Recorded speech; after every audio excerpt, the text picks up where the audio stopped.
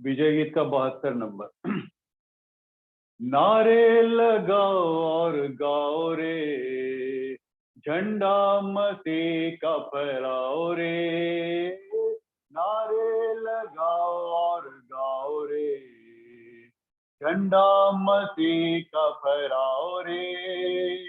Hallelujah hallelujah hallelujah hallelujah hallelujah hallelujah hallelujah hallelujah.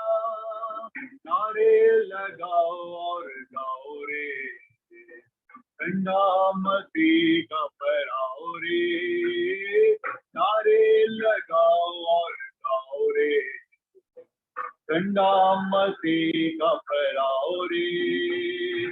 Hallelujah hallelujah hallelujah hallelujah hallelujah hallelujah hallelujah hallelujah.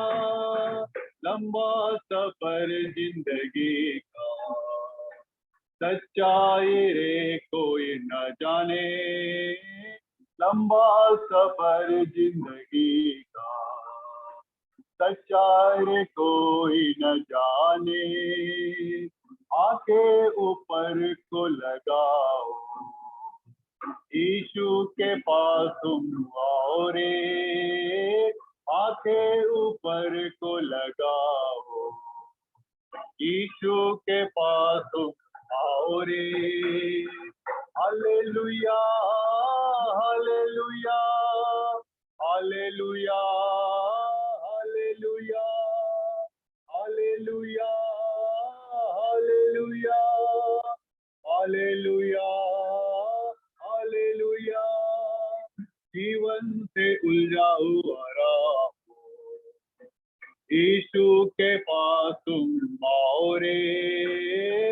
जीवन से उलझा हुआ राह, यीशु के पास तुम आओ रे। गम की ये राह सब छोड़ो, जिंदगी में अब जोड़ो रे। गम की ये राह सब छोड़ो, जिंदगी में अब जोड़ो रे। Hallelujah hallelujah hallelujah hallelujah hallelujah hallelujah hallelujah. यीशु का जन्म हुआ है, पापों का अंत हुआ है। यीशु का जन्म हुआ है, पापों का अंत हुआ है। खुशियाँ ये आज मिली है, प्रभु की प्रेम धारा वही है। खुशियाँ ये आज मिली है, प्रभु के प्रेम धारा वही है। Hallelujah hallelujah hallelujah hallelujah hallelujah hallelujah hallelujah hallelujah. नारे लगाओ और गाओ रे, झंडा मसीह का फहराओ रे। नारे लगाओ और गाओ रे, झंडा मसीह का फहराओ रे। Hallelujah hallelujah hallelujah hallelujah hallelujah hallelujah hallelujah.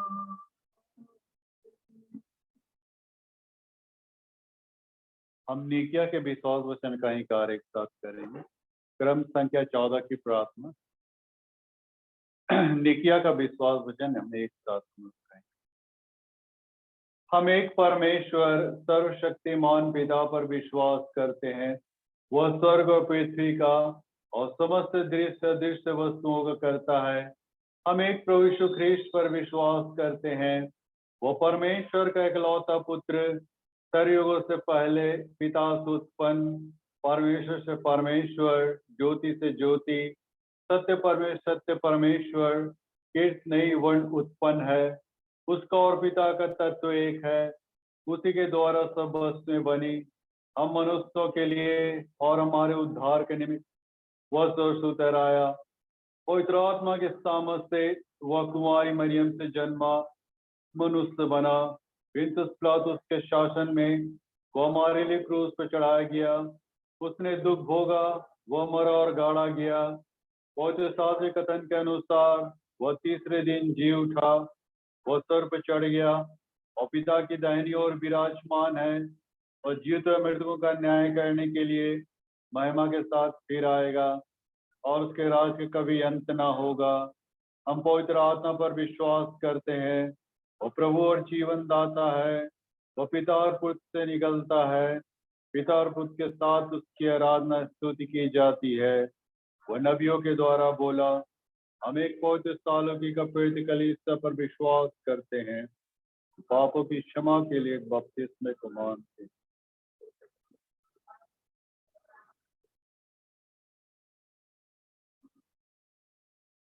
प्रिय हमारे प्रभु यीशु ख्रीस्त ने कहा, प्रभु हमारा परमेश्वर ही एकमात्र प्रभु है। तू प्रभु अपने परमेश्वर को अपने संपूर्ण मन, संपूर्ण प्राण, संपूर्ण बुद्धि, संपूर्ण शक्ति से प्रेम कर, यह पहली आज्ञा है।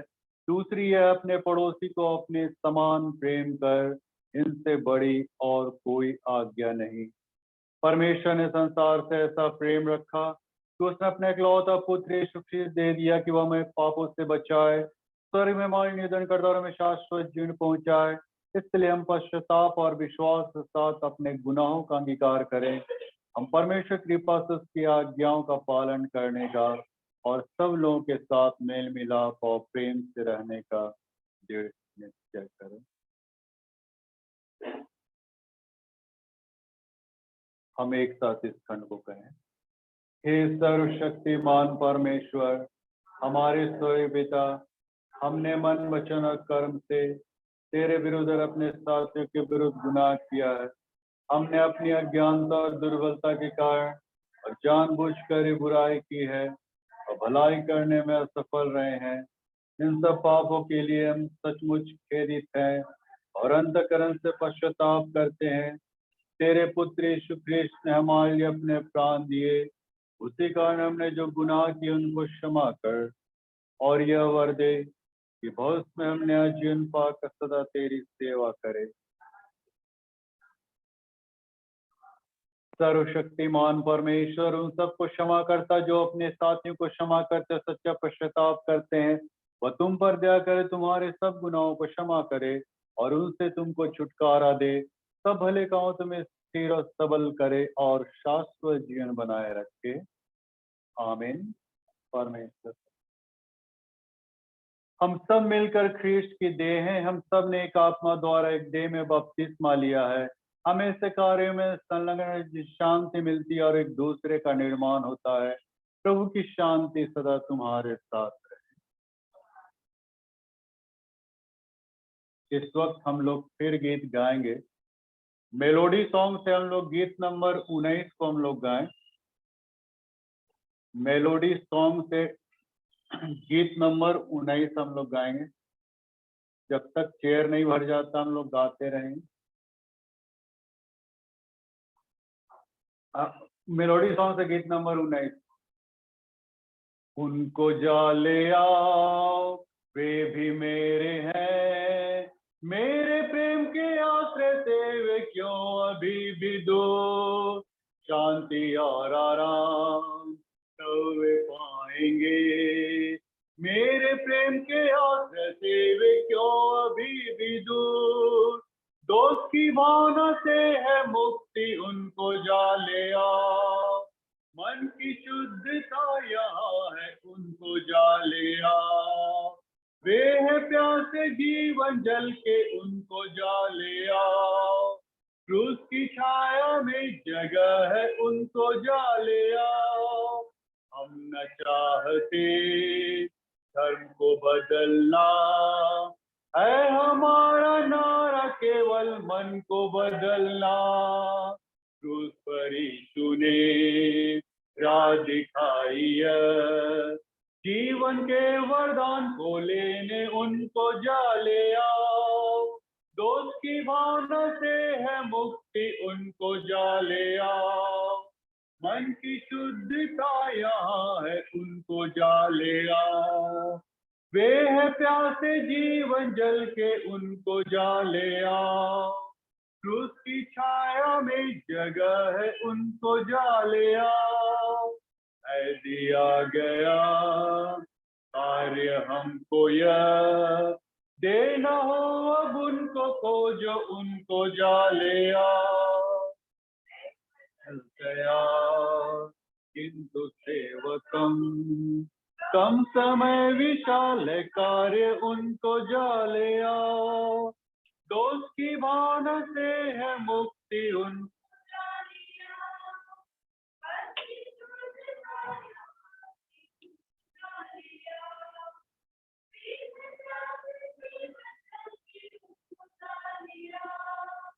क्रूस की छाया में जगह है, उनको जा ले आओ। उनको जा ले आओ, वे भी मेरे हैं। मेरे प्रेम के आश्रय से वे क्यों अभी भी दूर। शांति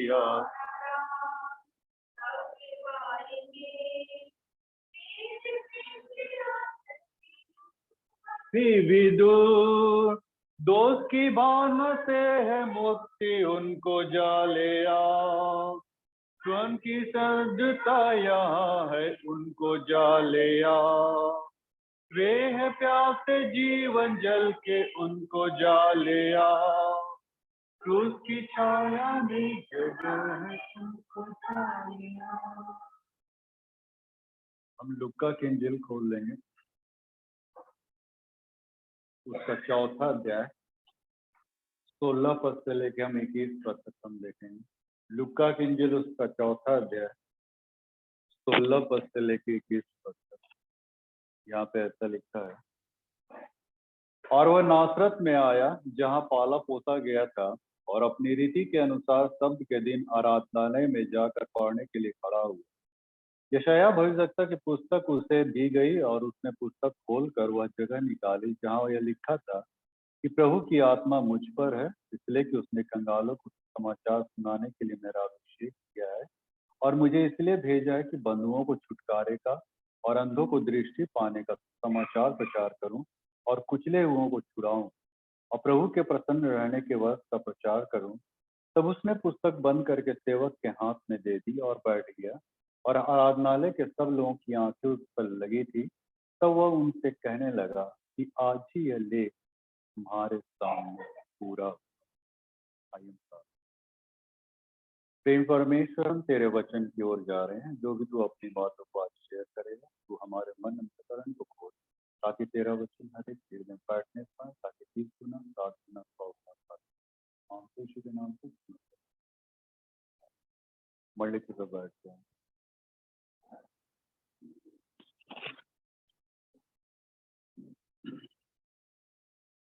तो सर्वप्रथम तो आप सबों को कटनी पर्व की ढेर सारी शुभकामनाएं।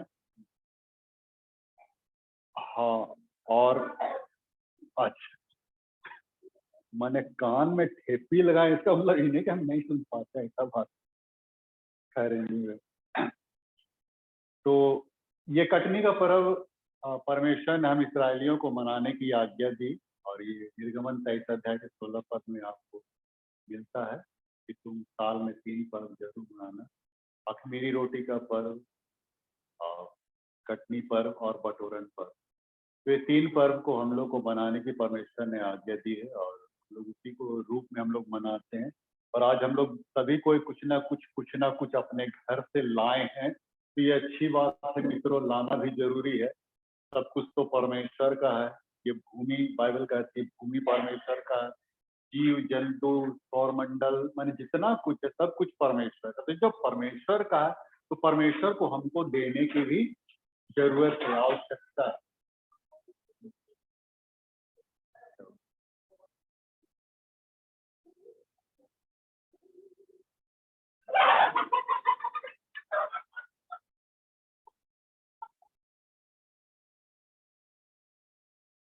तो मुर्गा मुर्गी लोग तैयार बन गए ना, एक तो चिल्लाता है तो दूसरा भी ऐसा। तो ये कटनी का पर्व ही है कि हम परमेश्वर के भवन में हम कुछ लाएं, और जैसा कि नीति वचन 3:9 में भी लिखता है कि अपनी संपत्ति के द्वारा अपनी भूमि की पहली उपज परमेश्वर के भवन में लाओ, और इससे क्या है कि तुम्हारे तुम्हारे जो खेत हैं, खलिहान है, खत्ते हैं, भरे पूरे रहेंगे, और दाख रसकुंडों से दाख मधु मरता रहेगा। ऐसा लिखा है, तो कातुन भूल जाता है, रसकुंडों से दाख मधु मरता रहेगा। तो ये परमेश्वर ने ऐसा कहा कि अपने खेत की पहली उपज मेरे भवन में लाना। तो ये अच्छी बात है कि आज हम लोगों ने कुछ ना कुछ हम लोग यहाँ पे लाए हैं। और कटनी के, जैसा कि हम लोग पहले भी हम लोग सुन चुके हैं, कटनी के बहुत सारे आयाम है, इसके बहुत सारे संदर्भ हैं, कॉन्टेक्स्ट है ना, कॉन्टेक्स्ट है। तो जैसे कि हम लोग कई बार कटनी ऐसे साधारण तौर तरीके से, तो अगर हम कहा जाए तो कटनी का अर्थ होता है फसल काटना, सीधा तौर तरीका पे, है ना। लेकिन बहुत सारी बातों में और भी इसके आयाम भी हैं, बहुत सारे ऐसे आयाम हैं। अभी हम लोग ने जैसा 310 को पढ़ा, 310 को जो गाया गीत संग्रह का 310, उसमें आप देखिएगा तो उसमें कटनी का विभिन्न आयाम दिया हुआ है, मैंने उसके विभिन्न संदर्भ वहां पे परोसे गए हैं, है ना। जैसे कटनी के और हम कह सकते हैं कि जो कोई बोएगा, जैसा बोएगा वैसा काटेगा, ये भी कटनी का संदर्भ है। कटनी जगत का अंत है, ये मत्ती 13 का 39 में लिखता है। कटनी को जगत के अंत से कंपेरिजन किया गया है। तो कटनी के बहुत सारे आयाम हैं, और हम कटनी के हम इस आज के फिर से इस नए आयाम को, नए क्या, ये हमको हम लोगों ने पहले भी देखा है कि कटनी का एक और आयाम है, और ये है आत्मिक कटनी। हम लोग आत्मिक कटनी काटेंगे, है ना। आत्मिक कटनी मतलब प्राणों को बचाना या समाचार परोसना, लोगों के बीच में जाके उनकी आत्माओं को बचाना, ये आत्मिक कटनी है। और इसीलिए यीशु मसीह ने भी ये चेलों को क्या कहा था कि तुम लोग तो अभी अब तक तुम मछली पकड़ते आए हो, लेकिन अब से तुम लोग मनुष्यों को पकड़ा करोगे। तो ये बहुत अच्छी बात है भाई, कि परमेश्वर मतलब मनुष्यों को पकड़ने के लिए ऐसे चेलों को नियुक्त किया ताकि आत्माओं को बचाए। सबसे बड़ी बात है कि आज समाचार प्रचार, आज आत्माओं को बचाने का काम। और इसलिए प्रेरितों का काम 6 अध्याय में भी आप पढ़िएगा, वहां पे जब लिखता है कि प्रारंभिक कलीसिया जब बढ़ती चली गई, अर्ली चर्चेस जब बढ़ती चली गई, तो कई लोग आके वहां पे चेलों के पास शिकायत करने लगे, विधवाओं की सुधि नहीं ली जाती, गरीबों ना अनाथ और इसके उसके ने है ना तेना, और राशन पानी लेके चढ़ गए चेलों के ऊपर। तब चेला लोग क्या किया, 7 सुनाम पुरुषों को उसके लिए नियुक्त किया कि ये लोग जाके, ये लोग पवित्र आत्मा से परिपूर्ण है, सच्चे हैं, और ये लोग सिंसियर हैं, इन लोग आप लोग के विधवाओं के और जो भी शुद्धि लेना है ये सब काम करेंगे। लेकिन पतरस वहां क्या करता है, 6:4 में, प्रेरितों काम 6:4 में, ये लोग वो काम करेंगे लेकिन हम लोग परमेश्वर के वचन को सुनाने का अतिरिक्त और कुछ नहीं करेंगे। बोला, हम वचन की सेवा में लगे रहें। पतरस, चेले लोग ऐसा मतलब ये चीज को उसको मैंने प्रायोरिटी दे रहे हैं। हम लोग कई बार प्रायोरिटी देते हैं भौतिक चीजों को, है ना, दुनियादारी चीजों, खाना है, पीना है, कपड़ा ओढ़ना, ये है ना तेना, मैं गलत नहीं मान रहा हूँ, लेकिन वो सेकेंडरी चीज है। प्राइमरी जो है उसको हमको देखना है ना। अरे भैया, आप शरीर पूरा पैजामा कुर्ता पहन के मर जाइएगा, तो कोट फूट टाई लगा के मर जाइएगा, तो क्या फायदा जब आपकी आत्मा ही ना बचे। तो परमेश्वर तो आपकी आत्मा को ज्यादा ये रिलीज करना चाहता है ना, इंसान के गुनाहों से छुटकारा देना चाहता है। इसीलिए सुसमाचार जो है एकदम बहुत ही माने प्रायोरिटी, हमारे जीवन का सबसे बड़ा अहम माने मुद्दा होना चाहिए। इस समाचार हम लोगों को बताएं, वचन हम लोगों को बताएं, किसी की आत्माओं को बचाएं। कितनी अच्छी बात है। याकूब 5:20 में लिखता है, यदि कोई व्यक्ति अगर एक आत्मा को भी बचा लेता है ना, तो कई पापों के ऊपर में पर्दा डाल ध्यान। अगर एक गुनाहगार, एक पापी इस जीवन को आपके द्वारा अगर परिवर्तित हो जाए, तो जानते हैं कितने गुनाह रुक जाते हैं, कितने पाप होने से रुक जाते हैं, बच जाते हैं। वो व्यक्ति ही ना सही बल्कि बहुत सारे लोग, है ना। ये बहुत अच्छी बात है कि परमेश्वर ऐसा चाहता है कि मतलब गुनाह से लोग छुड़ाए जाएं। इसीलिए तो यीशु मसीह को भी अभिषेक किया। यीशु मसीह को भी अभिषेक किया। यहाँ पे जो हम लोग देख रहे हैं लुक्का की इंजील में, ये जो है इस पैसेज को जो हम लोगों ने पढ़ा, ये नाजरत मैनिफेस्टो कहलाता है। नाजरत मैनिफेस्टो। मैनिफेस्टो मतलब नेता लोग क्या करते हैं चुनाव के पहले? चुनावी घोषणा करते हैं। नहीं, प्रभु का भी एक घोषणा पत्र है, इसको नाजरत मैनिफेस्टो कहते हैं। मैनिफेस्टो मतलब घोषणा पत्र। नाजरत, ये नाजरत में ये पहली बार वहां जाके आराधनालय में यहाँ पे पढ़ा यशायाह नबी की पुस्तक, और उसके 61 अध्याय किया। यशायाह नबी के द्वारा परमेश्वर ने भविष्यवाणी की थी कि मैं अपने बेटे को भेजूंगा और उसके ऊपर आत्मा से अभिषेक करूंगा, और वह बाइबल क्या बतलाती है, वह कंगालों को समाचार सुनाएगा। कंगाल लोग कौन? हाँ, जिनके पास वचन अभी तक नहीं पहुंचा है ना, वैसे लोग जो कंगाल हैं, जो वचन नहीं पहुंचा है, या फिर जो वचन के ख्वाहिशमंद है। यहाँ पे बोलता है कि बंधुओं को छुटकारे का, अंधों को दृष्टि पाने का सुसमाचार प्रचार करो। यीशु मसीह अपने घोषणा पत्र में ये ऐलान कर दिया नासरत में कि मेरे ऊपर ये अभिषेक हुआ है और मेरा काम सो एंड सो है। अंधों को सुसमाचार, और ये कंगालों को सुसमाचार, और अंधों को दृष्टि पाने का सुसमाचार। तो जो लोग नहीं देख पाते हैं, नहीं जान पा रहे, नहीं समझ पा रहे हैं कैसे चलना नहीं चलना है ना, परमेश्वर क्या है, उसका राज्य क्या है, परमेश्वर का प्रेम क्या है, ये सारी बातों को बताने का बीड़ा कौन उठाया? यीशु मसीह ने। और उसके साथ न सिर्फ अपनी बीड़ा उठाया, बल्कि अपने 12 चेलों को भी नियुक्त किया, क्योंकि वो जानता था कि मेरा यहाँ से चल जाना नेसेसिटी है और मुझे जाना ही है, लेकिन मेरे बाद जो काम करेंगे ये मेरे चेले लोग करेंगे। ये बहुत बड़ा मतलब परमेश्वर ने इस चीज को रखा कि वो सुसमाचार को लोगों के बीच में बताए।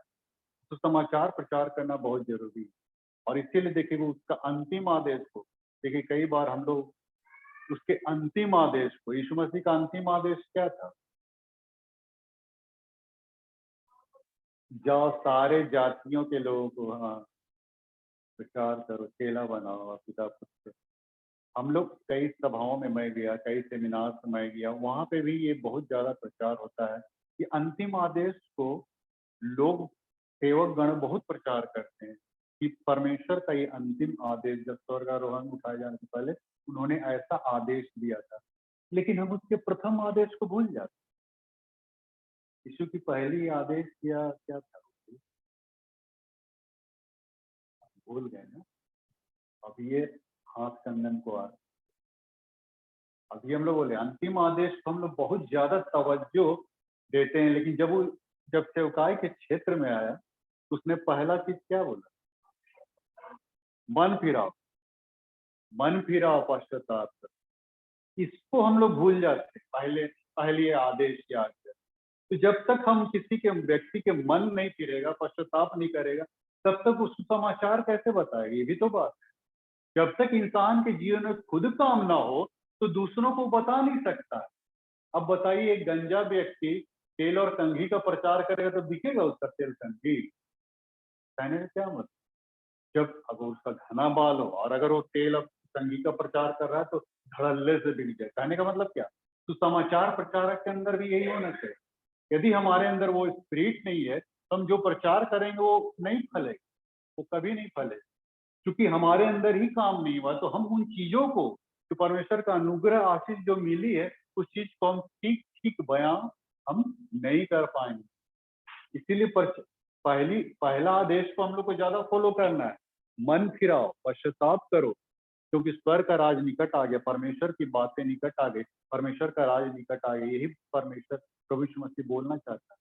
और वहां पे ये भी लिखा है, जब प्रचार का यहाँ पे हम तरीका सब हम लोग देख रहे हैं, उसी को हम लोग बता रहे हैं। वहां पे लिखता है कि सारी जातियों के बीच में जाके प्रचार करो।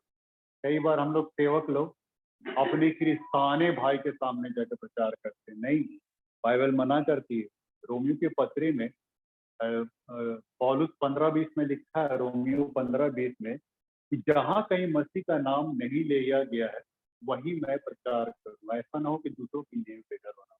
नहीं, खबरदार है, दूसरों की नींव पे हमको घर बनाने की आवश्यकता नहीं, बल्कि ऐसी जगह प्रचार करें जहां तक वचन नहीं पहुंचा। अभी तो क्या लिखा, यीशु मसीह क्या बोला? कंगालों को सुसमाचार। जो कंगाल है, जिनके पास वचन नहीं है, वचन का अकाल है, उनके पास जाके हमको प्रचार करना है, तब ताकि उसको हम ले आए। जो ऑलरेडी न्यू बनी हुई जिस घर को, परमेश्वर क्या बोलता है कि हम लोग एक राजमिस्त्री की नाई है, और हम लोग घर की नींव दोबारा नहीं डाल सकते, क्यों? क्योंकि उस घर की नींव यीशु मसीह को छोड़ जो पड़ी है, उस घर की नींव को दोबारा नहीं डाला जा सकता, उस पर रद्दा रखा जा सकता। रद्दा मतलब उस व्यक्ति के जीवन को बिल्डअप करने का। ये किसका काम है? सेवक लोग का काम। हम लोग वही कटनी काट रहे हैं मित्रों, है ना। कटनी के विषय में ही बता रही कैसे हम आत्मिक रूप से कटनी काटे। तो जो रद्दा रखते हैं, है ना, उस व्यक्ति के जीवन को, व्यक्तित्व को कैसे निखार सके, आत्मिक जीवन बढ़ा सके, ये रद्दा होता है। हम लोग राजमिस्त्री के समान है। नींव बन चुकी है, यीशु मसीह है, उसका लहू है, उसकी नींव वही है। अब हमको उस पर बिल्डिंग बनानी है। माने कहने का मतलब किसी व्यक्ति के जीवन को आत्मिक रूप से डेवलप करना। ये राजमिस्त्री हम लोग का काम है, सेवकों का काम। और न सिर्फ सेवक लोग बल्कि सभी कोई का काम। सारे जातियों के बीच में बाइबल क्या बतलाई? सारे जाति, विभिन्न जातियों, जैसा जो भी है ना, हिंदू, मुस्लिम, सिख, पारसी, जैसा भी, जैन, जहाँ कहीं भी मिलता है, सबको जाके हमको बताने का प्रभु यहाँ पे ये दिया है। इसलिए तो यीशु मसीह भी गया था। कहाँ पे गया था प्रचार करने? वहां नहीं जहाँ यहूदी लोग थे, बल्कि वहां गया जहाँ सामरी लोग थे। नहीं, आप लोगों सभी कोई को मालूम होगा, यूहन्ना 4 अध्याय में कहाँ गया था वो जगह का क्या नाम? किसी को याद है? सुखार। सुखार गया था वो। यहूदिया तो गलील की ओर जा रहा था, तो बीच में सुखार नामक स्थान पड़ता है, वहां जाके प्रचार कर। अब सोचिए, जगह का भी नाम सुखार, और वहां गांव में एकदम क्या पड़ा है? सूखा पड़ा है। माने नाम के अनुकूल पूरा एरिया ही मतलब परमेश्वर के वचन से महरूम है बिल्कुल। सामरी लोग रहते थे। ये सामरी लोग मतलब यहूदी और गैर यहूदियों का मिश्रित ये समाज था, वर्ग था, धर्म था। वैसे सामरी लोग, इन लोग यहूदियों से इनका कोई कनेक्शन नहीं था। वैसा जगह जाके वहां पर प्रचार करते थे। और एक स्त्री को जाके मतलब उसकी सारी बायोडाटा को वहां पे खोल के रख दी। प्रचार करने का देखिए यहाँ पे यीशु मसीह का तरीका कैसे वो बता रहा है। अब यीशु मसीह के अंदर ऐसा कोई इंटेंशन नहीं था कि हम स्त्री को मतलब हम उसको एकदम उसको ये कर दें, उसको ऐसा कर दे, वैसा कर दे, उसको लज्जित कर दें, उसको, ऐसा कोई बात नहीं था। उसका इंटेंशन ऐसा नहीं था। वो गड़े मुर्दे इसलिए उखाड़ रहा था ताकि उसको अपने गुनाहों की एहसास हो, है ना? पापों से पश्चाताप करे, मन फिराए। इस बात को लेके यीशु मसीह ने उसके सारे पुराने कच्चा शिक्षा को वहां पे खोल दे रहा था, है ना। उसको लज्जित करने के लिए नहीं खोल रहा। ये प्रचार करने का एक अच्छा तरीका, माध्यम। हम तब तक वचन को, हम सुसमाचार को हम नहीं बोल सकते जब तक उसको उसके गुनाहों के विषय में हम ना बताएं। पहले पाप के विषय में बताएं, उसके बाद तब फिर क्या होता है पश्चाताप, यीशु मसीह का बलिदान क्या है, ये सारी बातों को हम लोग को बाद में बताना है। डायरेक्टली हम लोग को समाचार डायरेक्टली हम लोग को नहीं देना है। इसलिए तो प्रभु ने क्या कहा कि अपनी मोती सुअरों के आगे, कुत्तों के आगे मत डालो, ऐसा ना हो कि वे फाड़ फिर दे या फिर रौन दे ऐसा कर। तो कहने का मतलब कि प्रचार करने का जो यीशु मसीह का जो टेक्निक है, कटती है टैक्सी से, उसको हम लोग यहाँ पे मैंने देख रहे हैं। और तब स्त्री के विषय में सब कुछ बताया, और स्त्री को तब एहसास होने लगा, भान होने लगा, और तुरंत उसने मैंने अपने आप में मैंने कुछ अनुभूति किया, और ऐसा अनुभूति किया कि वो दौड़ गई गांव की ओर, और पूरे गांव को बटोर के लाए, है ना। यीशु मसीह बोला था चेलों को ना, तुम लोग कहते हो कटनी होने में 4 महीने पड़े, लेकिन देखो, हाँ, फसल पक चुका है, सिर्फ काटने की देर है ना। यीशु मसीह के लिए तो गया था सुखार में कि वहां पे फसल पका हुआ है, सिर्फ काटने की देर है ना। वहां पे बीज किसी रीति से आया होगा, या फिर परमेश्वर के वचन को सुना होगा। वे लोग भी तो पहले यहूदी थे ना, उन्होंने सुना होगा तो सिर्फ उसको सिर्फ एक लाइनअप देना था, बूस्टअप करना था, उतने में मैंने चिंगारी पकड़ लिया स्त्री के द्वारा। अब पूरा गांव गांव दिखते बच रहा है। कैसे मैंने एक स्त्री के द्वारा मैंने पूरा, देखिए मित्रों, आप लोग भी कभी कभी प्रेयर करते तो आप लोग क्या सोचते हैं?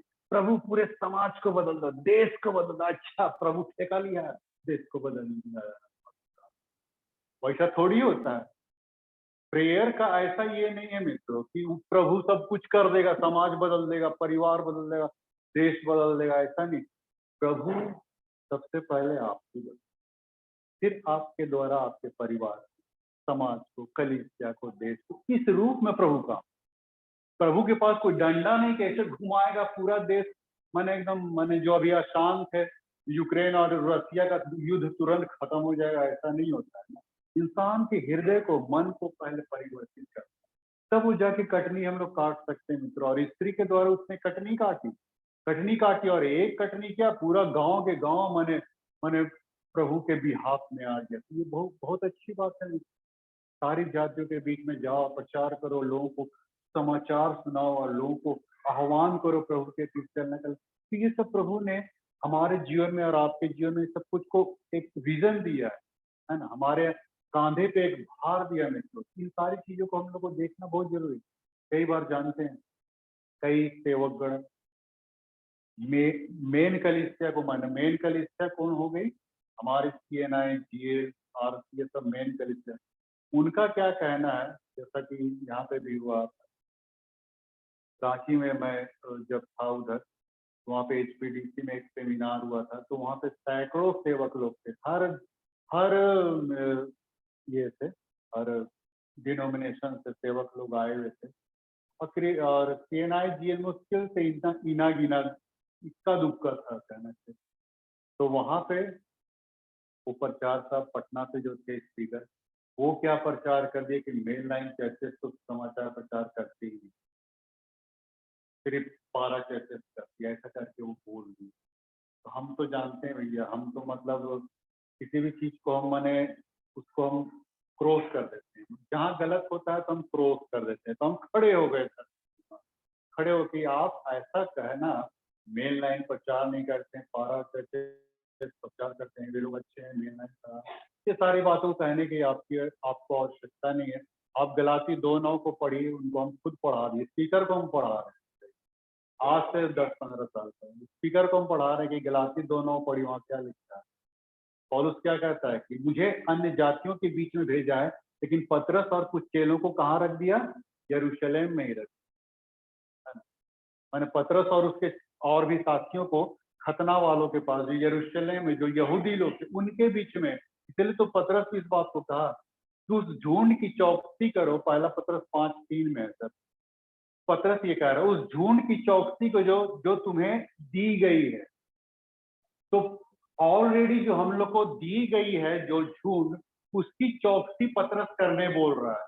ये जरूरी नहीं कि हम बाहर चले जाएं, है ना। हमको अगर कोई बोले कंधा में झोला में कंधा में झोला लटका के तुम गांव गांव घूमो, तो हम नहीं सके, है ना। तो प्रभु जानता है मित्रों की कौन सेवक कहाँ फिट बैठते है ना, वहीं उसको फिट कर देता है, वहीं उसको फिट कर देता है। तो ये प्रभु का ये करने का वो तरीका है मित्रों।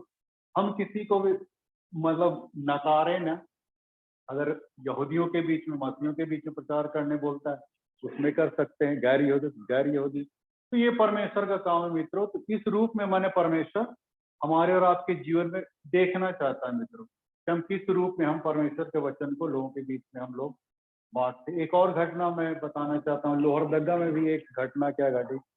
कुछ मिशनरीज लोग आए थे लोहरदगा में, हम जब पोस्टेड थे वहाँ, तो उन्होंने कहा कि हम लोग घर घर हम लोग घूमेंगे, वहाँ पे प्रचार करेंगे। हम लोग चलिए तब।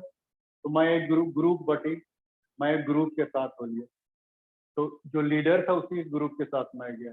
तब एक घर में वो लीडर क्या बोलता है घर वाले को, क्या आपने उद्धार पाया। उनको फिर थोड़ा अटपटा लगा ये बात कि क्या आपने उद्धार पाया। तो फिर मैंने उनको फिर ये कहा कि देखिए, ये सवाल आपका करना हमको अच्छा नहीं लग रहा।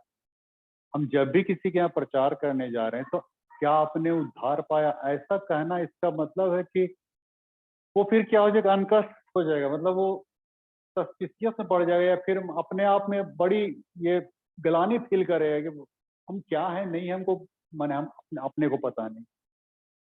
और मैंने उससे कहा कि ऐसा आपका जो कहना कि आपने उद्धार पाया, वो आपसे खुल नहीं पाएगा। मैंने वो यही सोचेगा कि आप कितने धर्मी, यही ना सोचेगा। हम अगर पूछ रहे हैं कि क्या आपने उद्धार पाया, इनडायरेक्टली वे में मैं ये कह रहा हूँ कि मैंने उद्धार पाया, यही ना कह रहा हूँ। आप तो उद्धार पाए नहीं, हम पाए हैं। हाँ, हाँ, तो ये सारी बातें पूछना, मैंने उनसे कहा ये सारी बातें पूछना, आप सुसमाचार प्रचार कीजिए, उनके अंदर में बैठेगा नहीं बैठेगा, परमेश्वर का काम है बोना रोपना और उसको उगाना, इसीलिए आप तो कहने का वही मतलब मित्रों कि हम इस रूप में हम अपने आप को वहां पे रखें, जहां कहीं भी जाते हैं मित्रों, हम अपने आप को इस रूप में रखें, प्रचारक की हैसियत से ना जाए, आप उसके फैमिली के हैसियत से जाए, फैमिलियर बन के जाइए, है ना। प्रचारक की हैसियत से जाइएगा तो सुरवे निकाल देगा आपको, है ना, सुरवे निकाल देगा। आप एक तो फैमिलियर बन के जाइए और वहां जाके वचन का आप लोगों के बीच में बताए। लेकिन सबसे पहले जानते हैं, मैं एक पुस्तक को पढ़ रहा था, वहां पे लिखता है कि जब आप प्रचार शुरू करते हैं तो सबसे पहले आप एक सेंटेंस आप बोलिए कि क्या आपको पता है कि आपके लिए कोई मरा, यहाँ से शुरू कीजिएगा, ऐसा बोला। क्या आपको पता है कि आपके लिए कोई मरा, ऐसा अगर आप उसके पास कहिएगा तो थोड़ा सा चौंक जाएगा कि भाई कौन मेरे लिए मरने को तैयार है, भाई कौन मरा मेरे लिए। ऐसा क्या हो कि उसके अंदर में उत्सुकता जगेगा, इगरनेस आ जाएगा, उत्सुक हो जाए कि भाई ये क्या बात है, भाई मेरे लिए कौन मरा, हम तो आज तक हम जानते ही नहीं। तो ये ऐसा जो बोलना, तब उसके बाद तब जाके आप उनके जीवन में आप अपना ये कर सकते हैं धीरे धीरे। और जो भी आप उसको बताना है, पहले उनके विश्वास का आप सुने, उनका विश्वास क्या है। पहले अपने ही आप को ये नहीं करें, अपने आप को प्रोड्यूस मत कीजिए, पहले उसके विश्वास को आप जान लीजिए तो उनका विश्वास मोक्ष के प्रति, उद्धार के प्रति क्या है, तब आप कटनी काट पाइएगा। अदरवाइज आप डायरेक्ट यीशु मसीह को वहां रखिएगा कि बोलेगा ये प्रचारक इसको भगाओ, मसीह धर्म का प्रचार कर रहे हैं, न तेना। पौलुस का एक तो स्ट्रेटजी था प्रचार करने का, लोगों की आत्माओं को बचाने का, कटनी काटने का। उसका स्ट्रेटजी क्या था कि जहां कहीं भी जाता था ना, तो पहले लोकेलिटी लोग को मिला लेता, वहां का जो पंच होता था, सरपंच होता था, या जो कोई भी होता था, उसको पहले मिसा लेता। मिसा लेना मतलब सादरी भाषा बोल दी, मैंने मिला लेता था। हाँ, मिला लेता था पहले, ताकि उस गांव में उसका प्रोटेक्शन उसका बना रहे। ये एक स्ट्रेटजी है मित्रों प्रचार करने का। कहीं भी जाते हैं नए जगह में, या तो फिर बच्चा चोर समझ के है ना दे देगा आपको खाए पिए, नहीं, बच्चा चोर है या फिर धर्म का ये कर, तो वहां के पहले लोकेलिटी को आप पहले अपने इसमें, पॉलुस का स्ट्रेटजी ऐसे ही होता है, जहाँ कहीं भी जाता था पहले वहां के लोकल लोगों से मित्रता कर लेता था, उसके बाद वचन का प्रचार करता था। तो ये वचन प्रचार करना एक बहुत ही मतलब, एक बहुत ही क्या बोलेंगे, हमारे जीवन के लिए बहुत ही एक सौगात है यूं कहने से, वचन प्रचार करना। और इस वचन को प्रचार करने का जिम्मा हम मनुष्य जाति को दिया है। कितनी बड़ी बात है मित्र। अगर परमेश्वर चाहता तो स्वर्गदूतों से भी प्रचार करवा सकता था, लेकिन परमेश्वर ने स्वर्गदूतों के बजाय हम इंसानों को ये भार दिया है मित्र, कि हम जाके आत्माओं की कटनी का। तो क्या हम इतना भार भी उठा पाने में हम सक्षम नहीं है? अरे यीशु मसीह हमारे और आपके लिए कलवरी क्रूस को कांधा दिया है, क्रूस उठा के धोया चला है। लेकिन आज अगर हमको बोले कोई वचन का हम लोगों के बीच में हम बताने जाए, हमको घी बन जाते हैं, हम डर जाते हैं, सकुचा जाते हैं। क्यों? मैंने वही कहा ना, हमारे अंदर स्पिरिट ही नहीं है। तो स्पिरिट रहेगा तो ऑटोमेटिक हम बताने लग जाएंगे। हमको किसी को माने कोई हमको ठेलेगा ही नहीं कि आपको बताना है, बल्कि ऑटोमेटिक हम वहां पे परमेश्वर की गवाही देंगे। इसीलिए मैंने कहा कि स्पिरिट होना बहुत हमारे जीवन में जरूरी है। आज हमारे पास सब कुछ है, सारे संसाधन है। आज देखिए प्रचार प्रसार करने का जितना तरीका है ना, माइक है, ये टीवी है और मोबाइल है और पत्रिकाएं हैं, बहुत सारे ऐसे बहुत सारी चीजें हमारे पास रिसोर्सेस है। लेकिन एक चीज नहीं है, और वो क्या है? पवित्र आत्मा नहीं है ना। और चेलों के पास कुछ भी नहीं था ना, न टीवी था, ना रेडियो था, ना मोबाइल था, माइक था, कुछ भी नहीं था। लेकिन उन लोगों के पास एक चीज था, और वो था स्पिरिट। और वही स्पिरिट के चलते मैंने उन लोग पूरा यरूशलेम को मैंने परमेश्वर के वचन से भर दिया। स्पिरिट जब तक नहीं होगा, आप दूसरों की आत्माओं को जीत नहीं पाए, कटनी आप काट नहीं पाइए। और आपका जो कटनी जो कटेगा, एक बहुत अच्छा मतलब आपके लिए, आपको परमेश्वर बहुत आशीष देगा मित्र। आप आशीष से लबरेज हो जाइएगा, आशीष से आप भरपूर हो जाइएगा कहना चाहिए। मैंने कहा ना याकूब 5:20 में, अगर कोई व्यक्ति एक पापी को भी फेर लाता है तो न सिर्फ वो उसको बचाता है बल्कि कई पापों पे पर्दा भी डाल देता है। तो ये चीज हमारे और आपके साथ भी होना चाहिए कि हम लोगों को बचाएं, कटनी काटे। अब अंतिम समय है मित्रों, और ये कब कौन किस समय कब खत्म हो जाएगा हम लोग कह नहीं सकते, लेकिन इस अंतिम क्षण में जितना हो सके हम परमेश्वर के वचन को लोगों के बीच में रखें मित्रों। यीशु मसीह इस पृथ्वी पे क्यों आया, क्यों आपके लिए मरा, इन सारी चीजों को बताएं मित्रों। अपने आप तक सीमित मत रखें, अपने आप तक सीमित रखिएगा तो बुझ जाइएगा। वही वही वाला हाल हो जाएगा इसराइल का। इसराइल देश में जो ये सागर है ना, उस सागर का नाम क्या है? हाँ?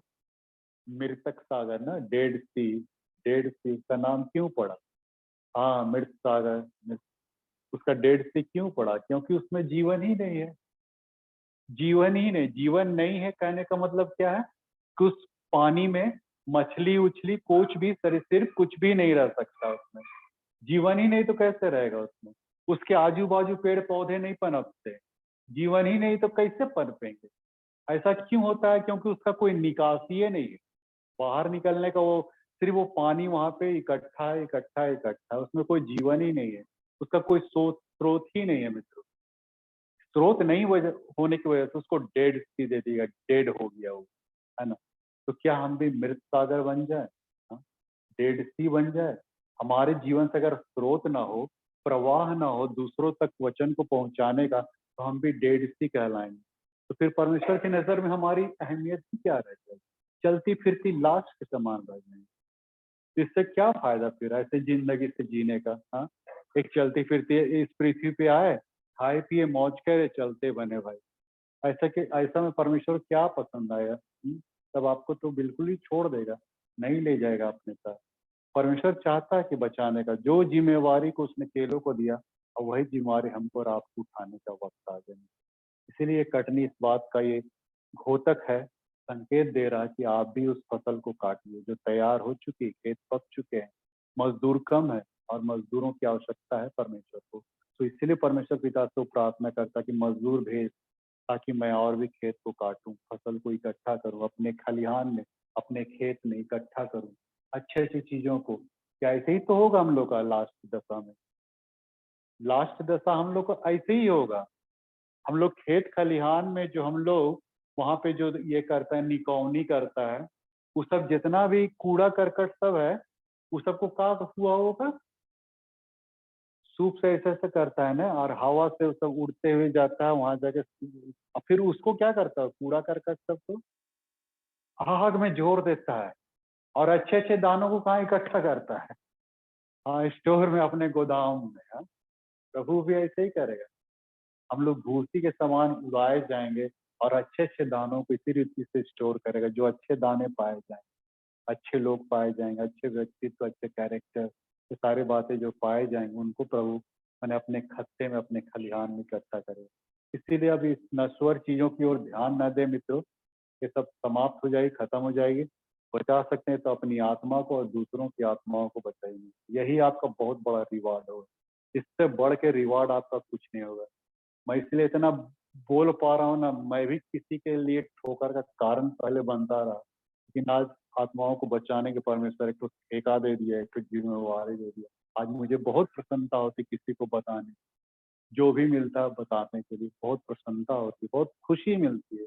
सचमुच बहुत आनंद का विषय है बताने का ये, अब प्रभु के विषय में बहुत ही मैंने सहजता से, बहुत स्वतंत्रता रूप से कुछ बताने के लिए आपको ये परमेश्वर आज भी ये कर रहा है, इन्वॉल्व करेगा मित्रों। इसलिए परमेश्वर से आप प्रार्थना कीजिए, परमेश्वर आपको स्पीड दे और एक अच्छे रूप में आप लोगों के बीच में जाएं, बताएं, स्कूल हो, कॉलेज हो, जहाँ कहीं हॉस्पिटल हो, जिस भी डिपार्टमेंट में जहाँ कहीं भी हो मित्रों, चाहे आप ना भी बता पाते हैं, है ना, ना भी बता पाए तो आप ट्रैक्ट्स रखिए, उनको आप दे दीजिए। हो सकता है उस ट्रैक्ट्स के द्वारा एक आत्मा बच जाए। ऐसा भी हुआ है मित्रों। लखनऊ की घटना में पहले ही बताया था, लखनऊ घटना, एक हिंदू आदमी ठेला में खा रहा था चाट, और ठेला में चाट खाते खाते चाट, जब चाट खत्म हुआ तो वो चाट जो उसको मिला था वो पॉम्पलेट में मिला था, और नीचे में लिखा हुआ था कि यदि आप और भी माने पढ़ना चाहते हैं, पुस्तक मंगाना चाहते हैं तो इस पते पे आप संपर्क करें। तो हिंदू व्यक्ति फिर से उसको मैंने चिट्ठी लिख के वहां से कॉरेस्पॉन्डेंस करके फिर से कुछ ला मंगवाया और फिर उसको पढ़ने लगा बहुत उसको मैंने अच्छा एक टेक्स्ट देखी कहाँ से शुरुआत हुई, टेक्स्ट को पढ़ा, वचन को पढ़ा, उसको अच्छा लगा, फिर मंगाया, फिर पढ़ा, फिर अच्छा, फिर मंगाया। जानते हैं अभी लखनऊ में वो प्रचारक बन गया समाचार, कहाँ चाट खा रहा था ठेला में और कहाँ एक प्रचारक बन गया, प्रभु का प्रचार करता है। कितनी बड़ी बात है। कब कहाँ किस वक्त वचन गड़ेगा किसी के जीवन में, उस व्यक्ति को फिर कोई हिला नहीं पाएगा। हो सकता परिवार समाज के अलावा उसको हिलाए हों, लेकिन वैसा व्यक्ति हिल नहीं पाता जिसके अंदर वचन गड़ गया। इससे आज क्यों लोग बैकस्लाइडिंग हो जाते, लोग क्यों चल जाते, क्यों फिर दोबारा वे दूसरे धर्म में चल जाते हैं? क्योंकि इब्रानी 4:2 में लिखता है कि जो वचन उनके जीवन में रखा गया था वो पैठा नहीं। अगर पैठता तो दुनिया की कोई ताकत उस व्यक्ति को हिला नहीं पाएगी, अगर पैठ जाएगा वचन तो। इसलिए इब्रानी 4:2 में लिखता है कि वचन उनके अंदर में नहीं पैठा, यही वजह कि वे लोग बैक स्लाइडिंग हो जाते हैं। और जिसके अंदर पैठ जाता है फिर उसको दुनिया की कोई ताकत हिला नहीं पाती। साधु सुंदर सिंह को देखिए, पंडिता रमाबाई को देखिए, नारायण वामन तिलक को देखिए, जयप्रकाश पांडे गोरखपुर, आबाद खान गोरखपुर, ये सारे लिस्टअप है मित्रों, जिसको कई लोगों ने मैंने उनको थ्रेटिंग दिया, धमकी दिया। पांडे है, खान है, रामाबाई है, कट्टर नारायण वामन तिलक कट्टर ब्राह्मण, ये ऐसे ऐसे लोग, साधु सुंदर सिंह कट्टर सिख, ऐसे ऐसे लोग के अंदर में वचन मैंने डाले गए और वे लोग मतलब बचाए गए मित्रों। ये बहुत अच्छी बात है मित्रों कि परमेश्वर के वचन को हम लोगों के बीच में हम लोग रखें और बचाएं। आइए हम लोग प्रार्थना में जाएंगे। प्रेम पिता, हम तेरा धन्यवाद देते हैं कि तूने फिर से आज अपनी बातों को रखने का मौका दिया पिता, और फिर से हम आत्माओं की कटनी काटने के लिए हम सक्षम नहीं है पिता जब तक कि तेरी स्पिरिट हमारे अंदर मौजूद ना हो। पिता हम तुझसे दुआ चाहते हैं कि तू अपनी पवित्र आत्मा हमें हर एक के अंदर में प्रवेश कर, ताकि हम दूसरे लोगों को भी तेरे इस पृथ्वी पे आने के रहस्य को, तेरे बहाए गए लहू को हम लोग यहाँ पे हम लोग शेयर कर सकें। छोटी सी दिन इन प्रार्थना यीशु के नाम से मांगते हैं।